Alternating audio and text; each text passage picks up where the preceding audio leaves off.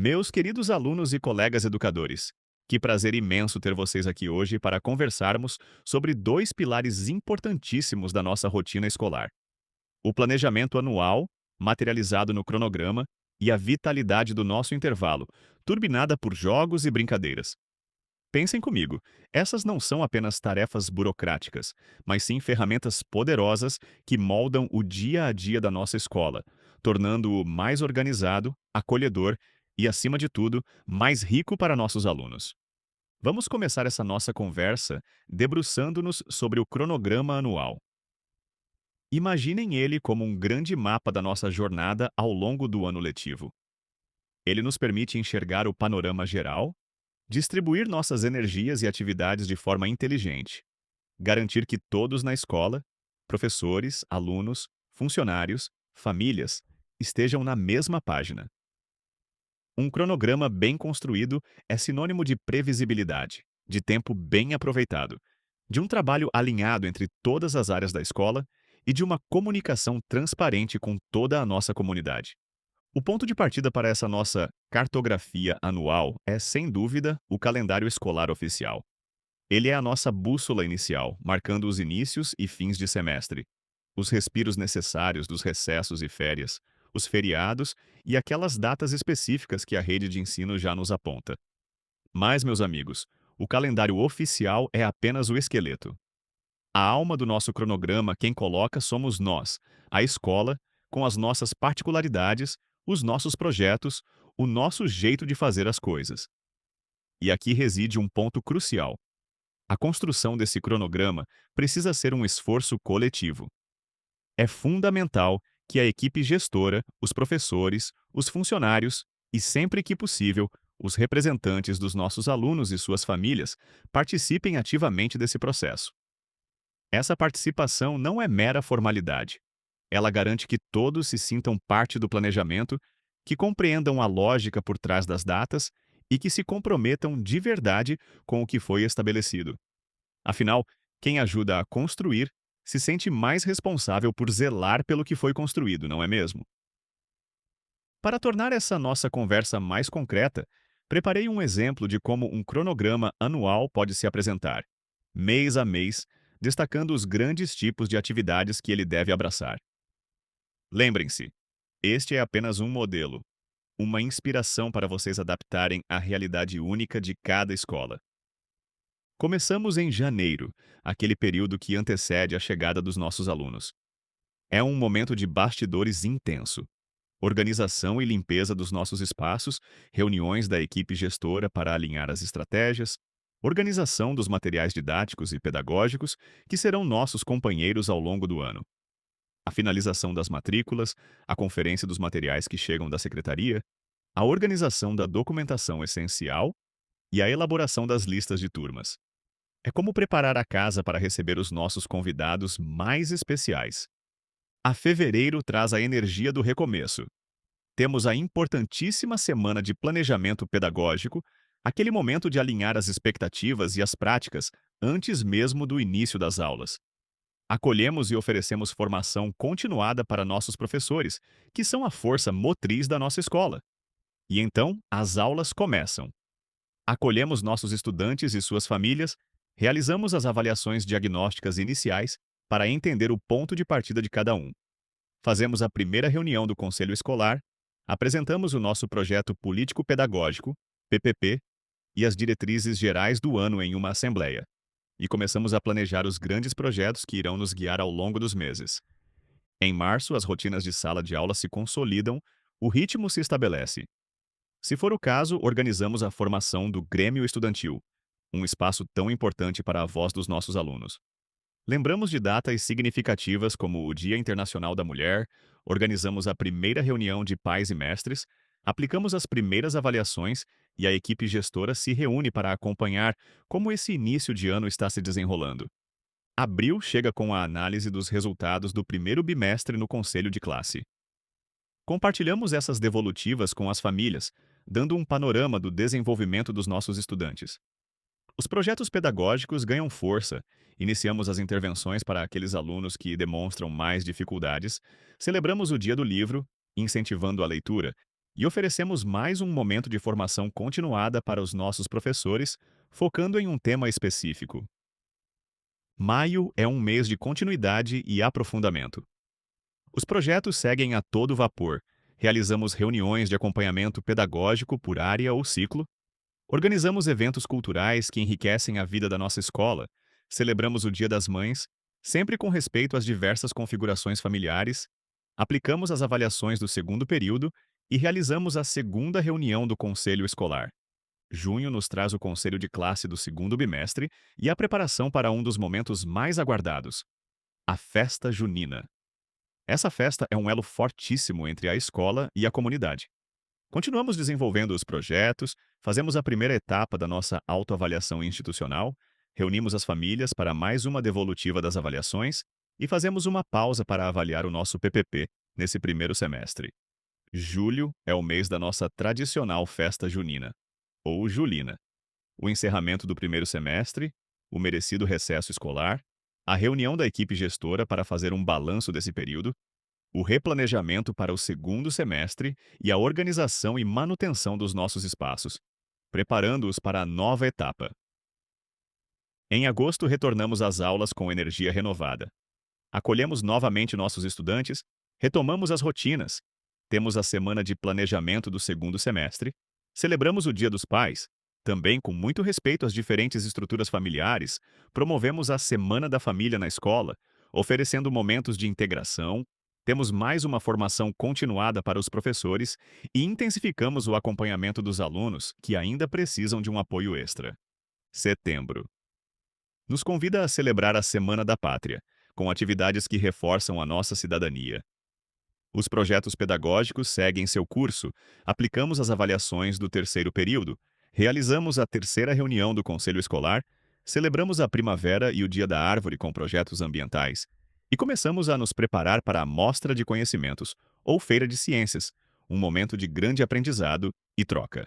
Outubro traz o Conselho de Classe do terceiro bimestre, mais uma reunião com as famílias para compartilhar os resultados, a Semana da Criança, com atividades especiais e lúdicas, a Mostra de Conhecimentos ou Feira de Ciências, a Semana do Professor, um momento de valorização da nossa profissão, e uma análise preliminar dos resultados do ano, começando a planejar as intervenções finais.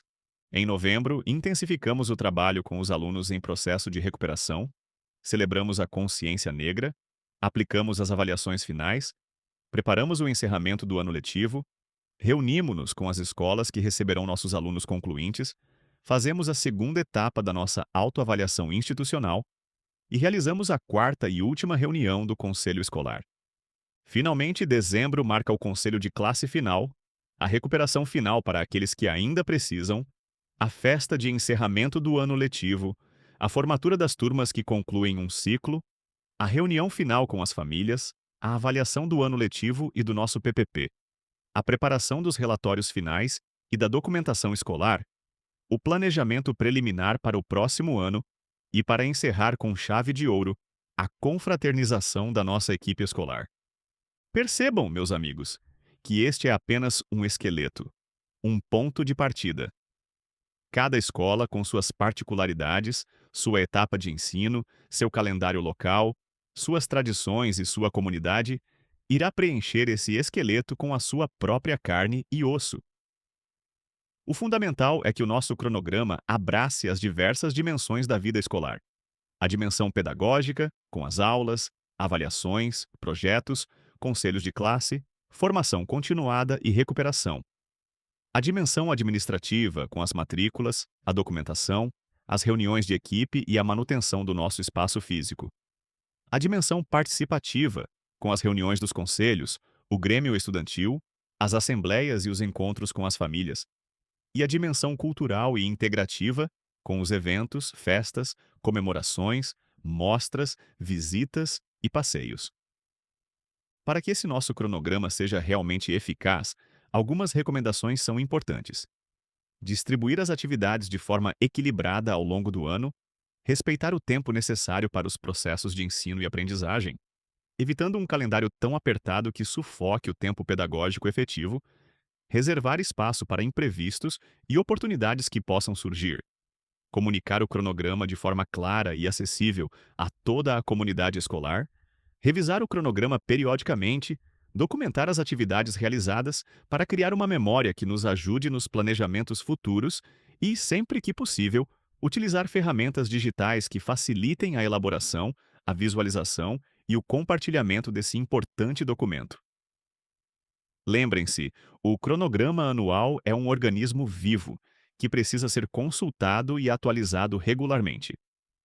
Ele não é uma camisa de força, mas sim um mapa que nos guia em nossa jornada educacional. Agora, meus queridos, vamos virar a página e conversar sobre um outro momento crucial do nosso dia a dia escolar: o intervalo. Muitas vezes visto apenas como uma pausa para o lanche e o descanso, o intervalo é, na verdade, um espaço-tempo riquíssimo em oportunidades. É ali que a socialização floresce, que as habilidades motoras, cognitivas e socioemocionais se desenvolvem, que a expressão cultural encontra espaço e que a aprendizagem lúdica acontece de forma espontânea. No entanto, em muitas de nossas escolas, o intervalo acaba sendo um momento desestruturado, levando à ociosidade, a conflitos desnecessários, a acidentes evitáveis, à exclusão de alguns alunos ou ao uso inadequado dos nossos espaços. A organização intencional desse momento pode transformar o intervalo em uma oportunidade educativa valiosa e, acima de tudo, prazerosa para os nossos estudantes.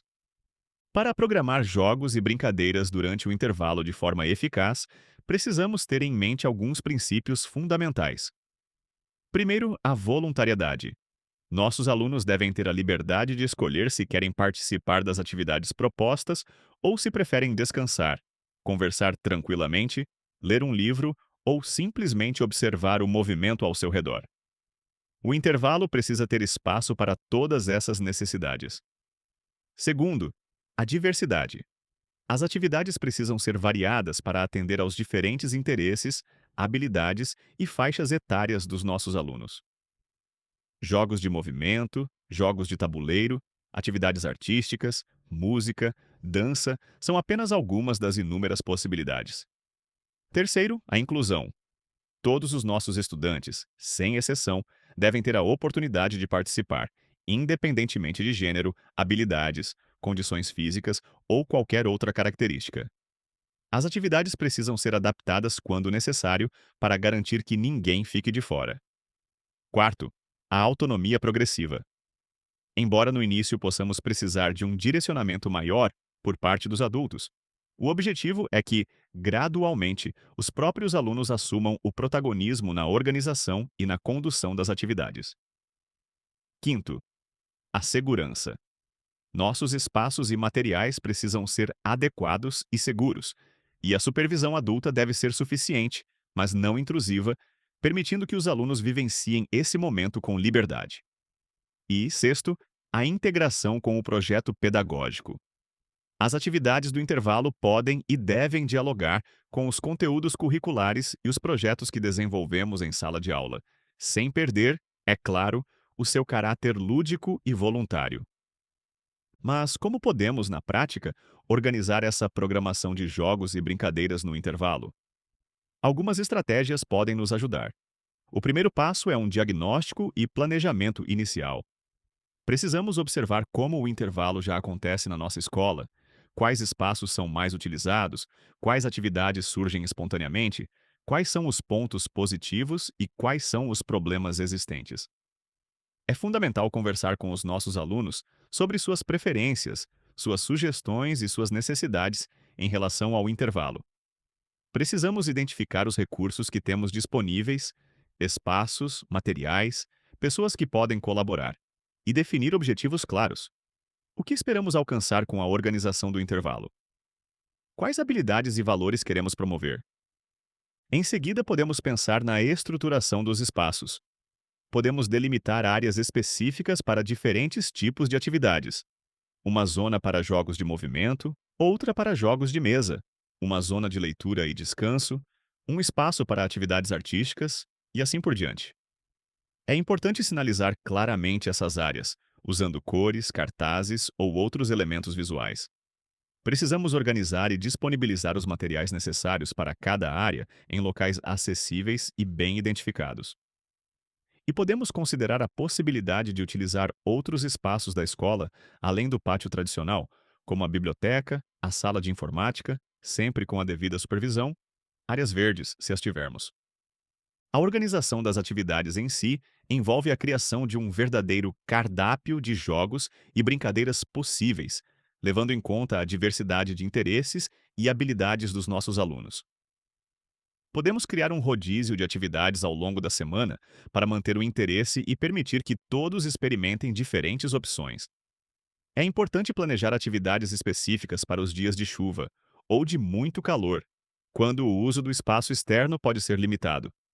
E precisamos estabelecer regras claras e simples para o uso dos espaços e materiais, construídas, preferencialmente, com a participação dos nossos estudantes. O envolvimento de diferentes atores é fundamental para o sucesso dessa iniciativa. Podemos formar uma equipe responsável pelo projeto, que inclua professores, funcionários, voluntários da comunidade e, principalmente, os nossos alunos. Podemos criar um sistema de monitores ou líderes entre os estudantes mais velhos, que podem ajudar na organização e na condução das atividades, especialmente para os mais novos. Podemos convidar familiares ou membros da comunidade com habilidades específicas para compartilhar seus saberes durante o intervalo, em momentos especiais. E podemos nos articular com os professores de educação física, arte e outras áreas para integrar as atividades do intervalo, com o trabalho que já desenvolvemos em sala de aula. A implementação desse projeto precisa ser gradual e adaptativa. Podemos começar com poucas atividades e espaços bem organizados, ampliando aos poucos conforme a dinâmica se estabelece. Precisamos observar atentamente como os nossos alunos respondem às propostas, fazendo ajustes quando necessário. Podemos alternar períodos de maior direcionamento com períodos de maior liberdade para avaliar o que funciona melhor em cada contexto. E é muito importante documentar as nossas experiências, registrando o que deu certo, o que precisa ser modificado e as novas ideias que surgem. E, por fim, a avaliação e o aprimoramento contínuo são essenciais. Precisamos criar mecanismos para que os nossos alunos possam dar feedback sobre as atividades, seja através de caixas de sugestões, rodas de conversa ou enquetes simples. Precisamos avaliar periodicamente o impacto da organização do intervalo. Houve redução de conflitos e acidentes? Aumentou a participação de alunos que antes ficavam isolados? Melhorou o clima escolar e o retorno para a sala de aula após o intervalo? É importante compartilhar esses resultados com toda a comunidade escolar, valorizando as conquistas e mobilizando apoio para novos desafios. E precisamos renovar periodicamente o nosso cardápio de atividades, incorporando sugestões dos alunos e novas possibilidades. Para tornar tudo isso ainda mais concreto, preparei alguns exemplos de jogos e brincadeiras que podemos incluir na programação do intervalo, organizados por categorias. Nos jogos de movimento e cooperativos, temos a tradicional pular corda, individual e em grupo, a amarelinha e suas variações, o elástico, o pega-pega com suas inúmeras versões, pega-congela, pega-corrente, a queimada também com suas variações, jogos com bola que foquem na cooperação e não na competição excessiva, circuitos de movimento e equilíbrio e as sempre animadas danças circulares ou coreografias simples. Nos jogos de mesa e tabuleiro, podemos oferecer dama, xadrez, jogo da velha, uno, baralho, dominó, jogos de trilha, quebra-cabeças cooperativos, jogos de memória e até mesmo jogos criados pelos próprios estudantes, incentivando a criatividade. As atividades artísticas e culturais também têm um espaço importante, com desenho livre ou temático, modelagem com massinha ou argila, origami e dobraduras, pintura coletiva em um grande papel, contação de histórias, pelos educadores ou entre os próprios alunos, música com instrumentos simples ou percussão corporal, teatro de improvisação ou fantoches. Não podemos esquecer dos jogos e brincadeiras tradicionais, que carregam a nossa cultura e a nossa história, como Cinco Marias ou Saquinhos, peão, bolinha de gude, bets ou taco, peteca, cantigas de roda e brincadeiras com parlendas. E também podemos incluir atividades de relaxamento e concentração, como yoga para crianças, meditação guiada simples, exercícios de respiração, massagem em duplas, sempre com a supervisão adequada, e leitura livre em um espaço tranquilo. É fundamental que a nossa programação seja equilibrada, alternando atividades mais agitadas com outras mais calmas e que seja renovada periodicamente para manter o interesse dos nossos alunos. Também é muito importante respeitar as tradições e preferências locais, incorporando jogos e brincadeiras típicos da nossa comunidade. Para tornar essa programação visível e acessível a todos, uma estratégia eficaz é criar um quadro de atividades do intervalo, que indique quais atividades estão disponíveis em cada dia da semana e em cada espaço da escola. Esse quadro pode ser atualizado semanalmente ou quinzenalmente, com a participação dos nossos estudantes.